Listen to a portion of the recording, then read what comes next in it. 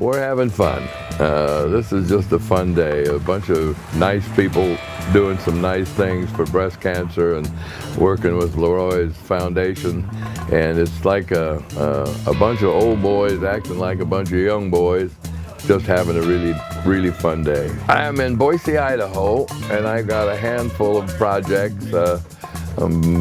Tried to retire about 5 times and it didn't take. So got a movie I'm working on. Got a medical clinic thing I'm working on. I'm working on some fundraisers for the alumni, the old boys, and got a couple other things I'm looking at. Working on an oil and gas project that with my boys that might be fun. So I need a lot of things to keep my mind busy, and I enjoy having about 5 projects like that, so I'm just perfect. We have struggled with this film for a long time, and I am trying to get it, of course, exactly right, like the coach would expect me to get it exactly right. And we have had 5 scripts written so far, and the last one was by a fellow named Eric Roth, who wrote Benjamin Button and Forrest Gump, and was one of the world's top writers.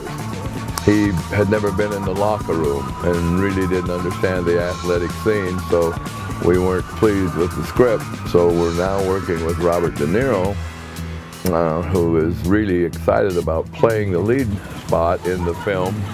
And we're trying to get a director that understands football and film, and we're still working on it. And I hope that we can get it finished in the next couple years and get it on the screen, because I've been working on it since I was a small boy.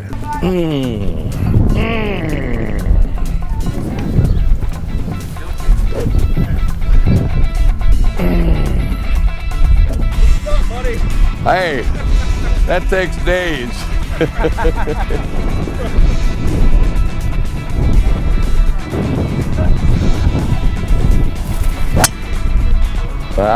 Got the top half of it.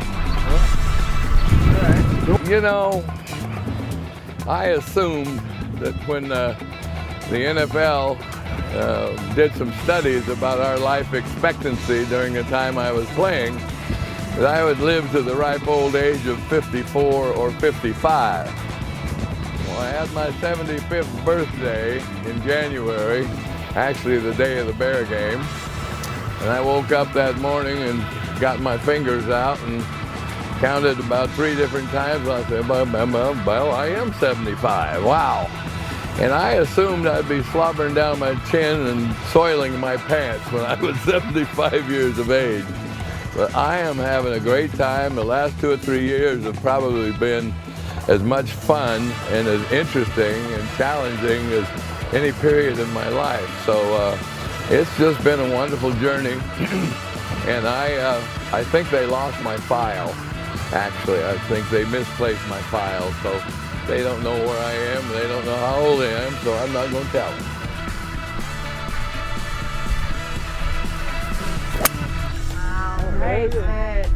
I got a chance to play with him one day in Green Bay. Horning and I and Coach and Horning and McGee played Coach Lombardi and I. And he was not one to chit-chat a lot, right? I'm on about the 16th hole at Oneida. It's a dog leg left along the river. And I hit a ball down near a big tree. And I'm down there looking for it, and he gives me about 30 seconds. He says, "That's enough, come on, let's go." And I start to I start to walk up the hill, and I find my ball. "Coach, I found it." "Well, hit it." So I hit it and scuffed at it, and it was in the leaves and all the stuff, so I didn't hit it, of course. And "Well, pick it up, let's go." So he was not your fun afternoon to play golf with. That's the only time I ever played with him, but he was wonderful on the football field at times, but he could be such a demanding human being. All he wanted was everything he had, and all he wanted was perfection. You give him that and he's happy. So but he was not a good golf partner.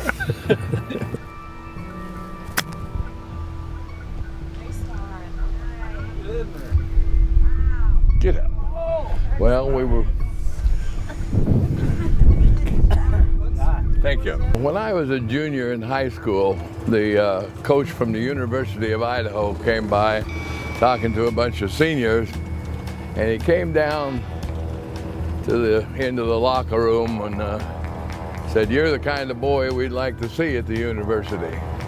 And it was unprecedented for him to come by and talk to a junior or a younger player, and it just thrilled me to death. You know, it just made my day, and I was so pumped up about it. And I started thinking about, well, if they're thinking that I can play college ball when I'm a junior in high school, maybe I could even play pro football someday. So I did start dreaming about it about that time. I never told anybody about it, and I wouldn't share that with anybody. I was too embarrassed to say that I was going to be a pro football player. But I started dreaming and working a little bit. And when I went to the University of Idaho, I also had a chance to go to the University of Washington. And I said, well, if I'm going to go to Idaho, I'm going to play a lot of football. University of Washington had 3 times as many scholarships and a much bigger program. And I said, the more I play, the better I'll play. And if I got a chance to play professionally, they'll find me. And the better I am, the better chance I'll have. So I chose the University of Idaho for that and other reasons. But I was kind of thinking about it at a fairly young age. All right. Good ball. Well, if I didn't have a bad hip, I'd hit it a lot farther. Was it your right one? Yeah. You know, I had a certain respect for everybody on the team. A certain emotional bond with everybody on the team. Maybe even a love for a lot of guys on the team. A great respect for Willie Davis. He's a special human being. He's bright, he's funny, he's wise, he's consistent. He's just a great human being. You couldn't not respect Bart. Just a special human being. Has given so much back to the game. Has been so involved in so many charities for so many years. The Lombardi for 41, 42 years, the Rawhide for 45 years, on and on and on. But Bart Starr is just a rare human being. Carol Dale is a great kid. Boyd Dowler, I love Fuzzy. I love Bob Skoronsky. He is an exceptional human being. You know, I could go on and on for almost a whole football team. We just had a really great bunch of guys, and they have been consistent over the years since we've played. There's still the same human beings. There's still the same guys that you knew back then, and they still have the basic fundamental principles that they had back then. So there's a great respect and love for virtually all of them. Oh, looking good. You know. Very good shot. All right. Go. What's your greatest memory as a player? It'd have to be the final drive in the Ice Bowl.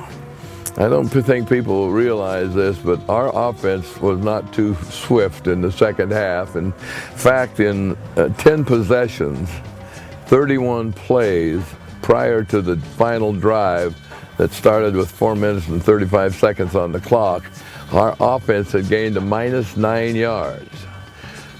49 below chill factor at kickoff, -57 at the end of the game. Bart comes on the field, we got 65 yards to go, 4.5 minutes, and we have made a -9 yards in the last 31 plays.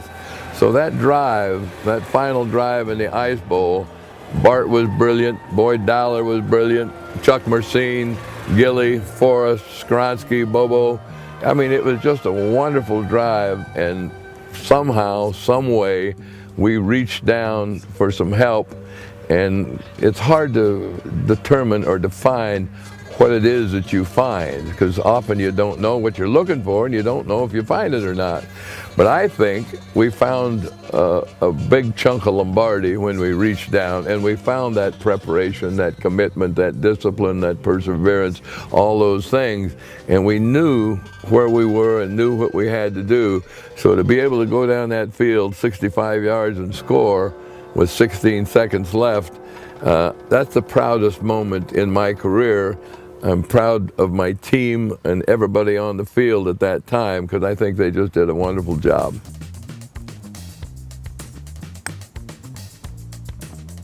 Come on. Come on. Nice spot. Oh, it's so We were tough. thinking about it. Well, you know, it's a hard thing to explain. It's obviously a psychological thing, emotional thing. It doesn't have any numbers on it, and it's one of those intangibles. But with my guys, we went through some of the most rigorous, difficult, demanding training sessions. We went through times where guys were losing consciousness, just passing out. They'd go back to the chow hall for lunch, fall over unconscious. Dave Hanner spent the morning at practice, the afternoon at the hospital, the morning at the practice, the afternoon in the hospital for like 4 days. So we went through some incredibly difficult times together, and they were survival times.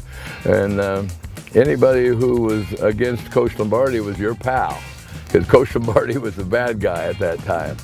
And then we went through some incredibly high emotional peaks with world championships and Super Bowls and all pros and difficult games that we came from behind and won. So we celebrated such a wide range of emotions with one another that no one really knows except us what we have been through and how emotional it is and how wonderful it is.